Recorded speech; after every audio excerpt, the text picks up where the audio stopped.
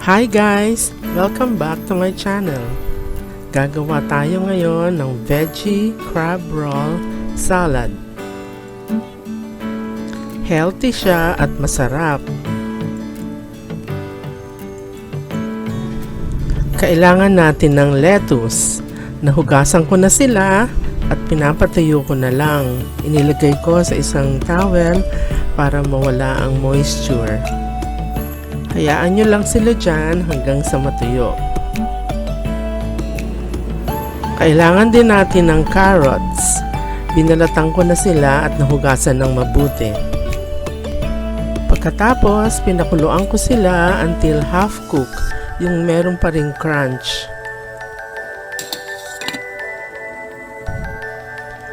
Kailangan din ng cucumber.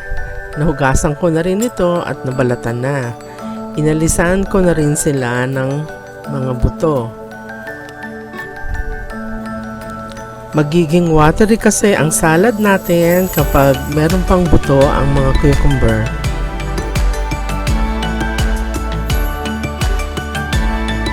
Gagamit din tayo ng crab sticks.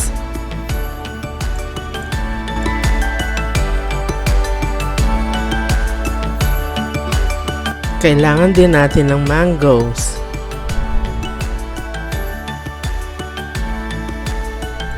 Kailangan din natin ng rice paper para dito natin babalutin ang vegetable roll. Iba ito guys sa lumpia wrapper. Makikita nyo later. Sa dipping sauce, kailangan naman natin ng hoisin sauce, sesame oil,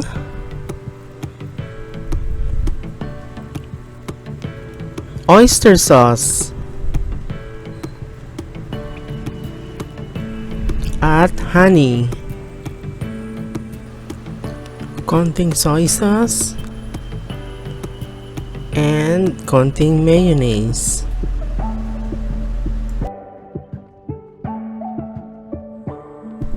Ayan, natuyo na ang mga lettuce.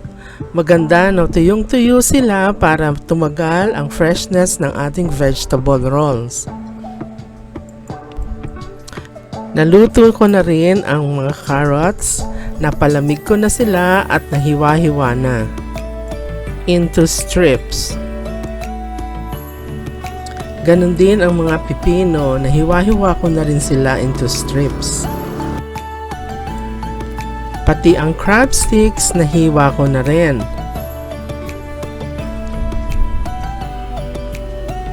Pati ang mangoes.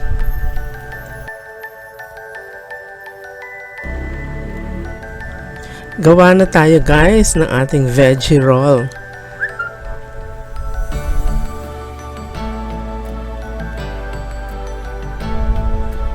Ito ang rice paper wrapper.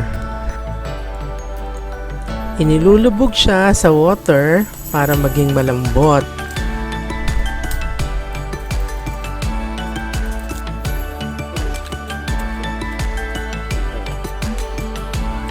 Nabibili ito sa supermarket. Maraming supermarket available na ang rice paper wrappers. Kailangan din natin ng mga ginupit-gupit na cutright or baking paper para pagbabalutan ng mga lumpia later para hindi sila magkadikit-dikit. Let's start! Kumuha lang isang rice paper wrapper, ilubog lang sa water for a few seconds. Gayahin nyo lang guys yung ginagawa ko sa video.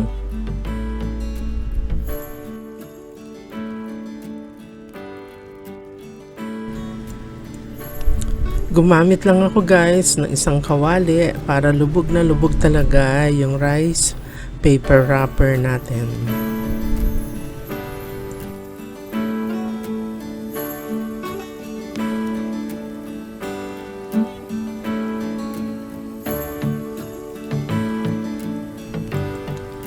Ayan, malambot na siya. Medyo i-shake off nyo lang ang excess water.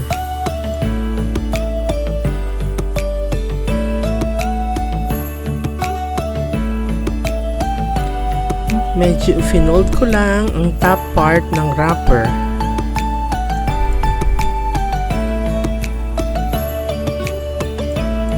Then, maglagay na kayo ng lettuce, mga 2 to 3 pieces.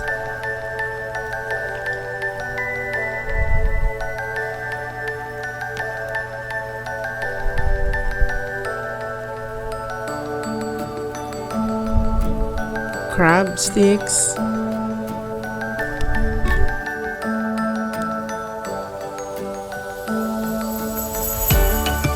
Slices ng mango.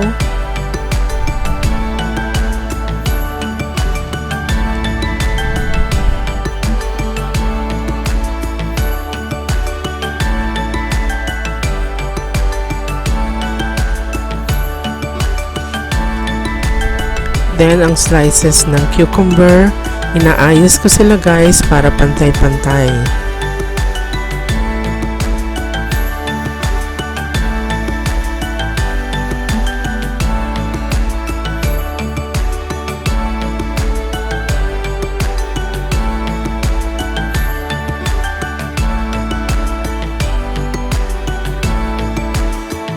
Then, ang carrots.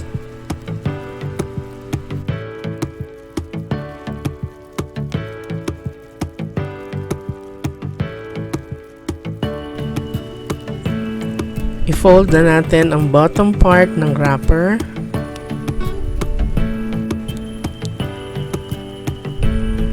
Then slowly, habang iniipon nyo sa gitna ang mga stuffing, i-roll nyo na siya.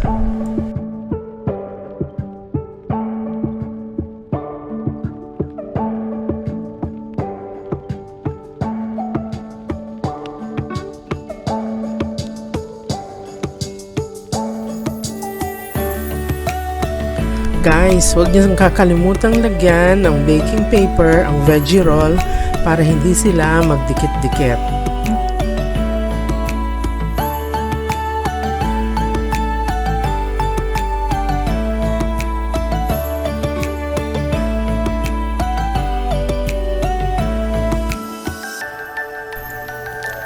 Pwede niyong i-adjust ang size and thickness ng inyong roll.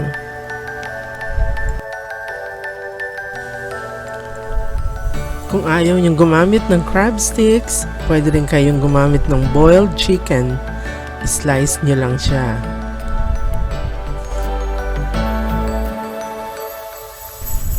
Pwede niyong i-customize ang veggie roll according to your preference. Kung ano ang gusto niyong vegetables or favorite na fruit, pwede niyong lagyan ito.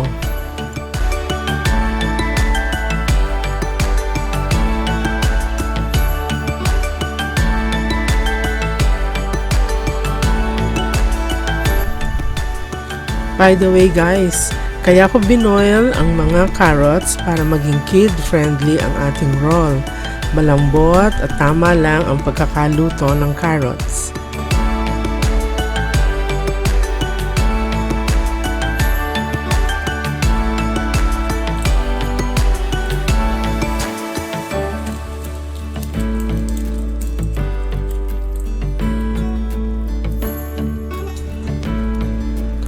Ayan, marami na tayong nagawang veggie rolls.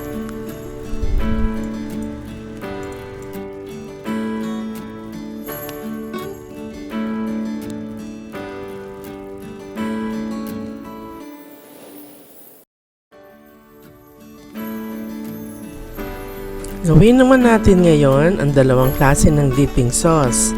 Ang uunahin natin ay ang savory creamy sauce. Maglagay lang ng mga 2 to 3 tablespoons ng mayo sa isang bowl.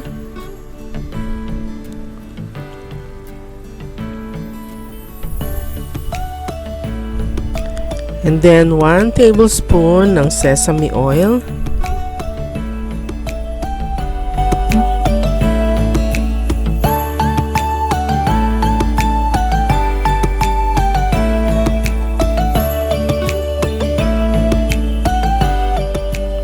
1 tablespoon ng honey.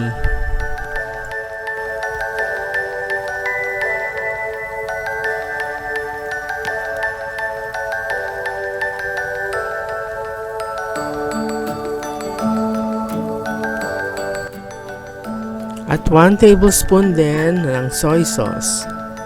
Ang ginamit ko dito ay light soy sauce.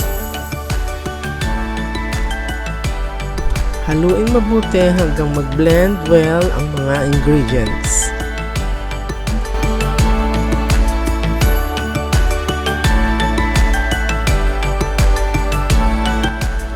Ayan, creamy na siya. Ready na ang number 1 dipping sauce natin. Prepare naman natin ang peanut sauce. Kailangan natin ng dinurog na mani, konting hot water, about 1/4 cup na water, peanut butter, mga around 2 to 3 tablespoons. Sa isang maliit na bowl, maglagay din ng konting hoisin sauce.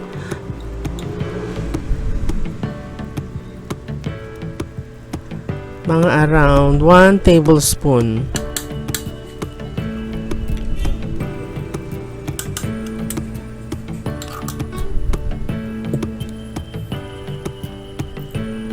And then, ilagay na natin ang peanut butter.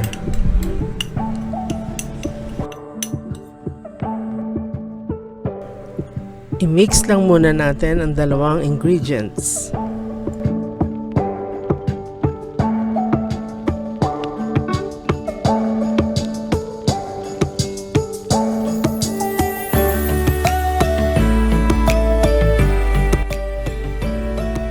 Then, maglagay na rin tayo ng 1 tablespoon ng oyster sauce.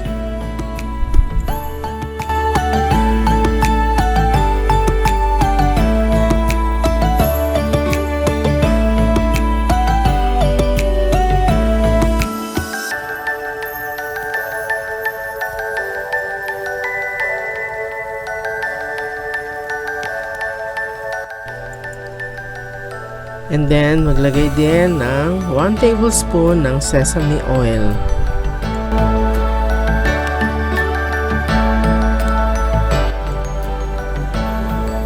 Haluin mabuti hanggang mag-blend well ang mga ingredients.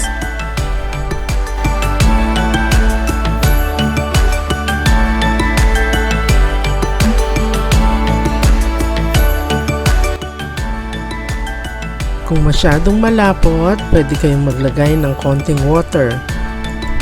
Mga 1 tablespoon lang muna, huwag niyong biglain.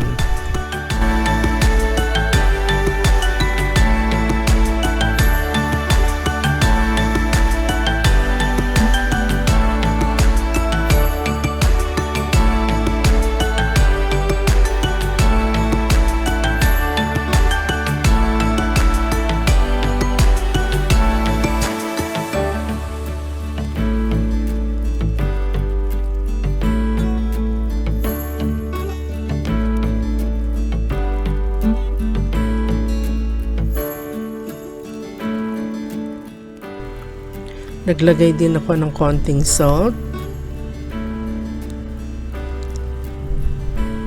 at konting pepper.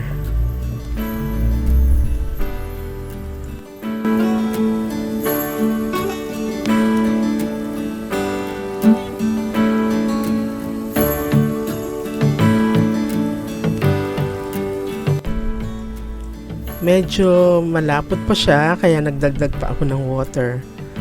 Maganda kasi na medyo thin ang ating dipping sauce para hindi maging masyadong malapot kapag isasawsaw na natin ang ating veggie roll.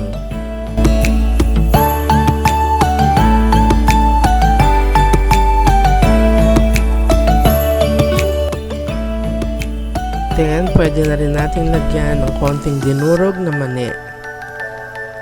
Leave some for later para sa toppings.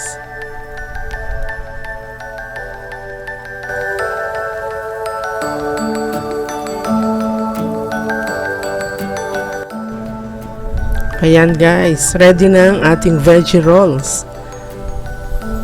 Pwedeng-pwede siyang isama sa ating handa. Sana matry nyo ang dalawang klase ng dipping sauce dahil pareho silang masarap. Pwede rin silang lagyan ng chilies kung gusto nyo na medyo spicy.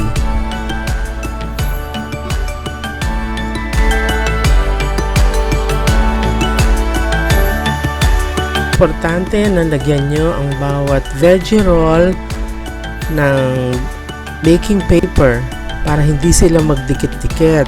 Just in case gusto nyo pa silang i-arrange or ilipat ng container, pwedeng-pwede. Guys, huwag nyo lang kalimutang i-remind ang guest nyo or sino man ang kakain na may wrapper na paper ang mga rolls. Importante rin guys na may balot ang ating mga veggie rolls individually para hindi mabilis mag-dry out ang kanyang wrapper. Nag-experiment ako ng isa pang dip. Pwede palang i-combine ang dalawang dip na ginawa natin. Masarap din siya.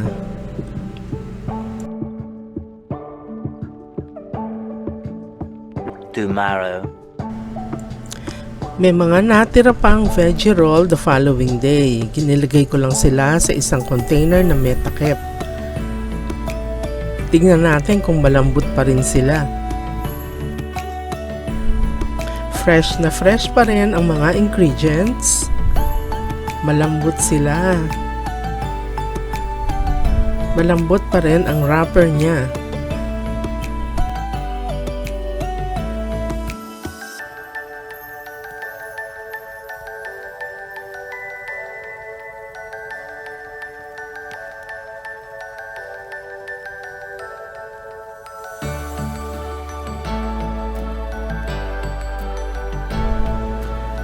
Pwede siyang kainin din ng pagganito para silang mga sushi, para bite size sila.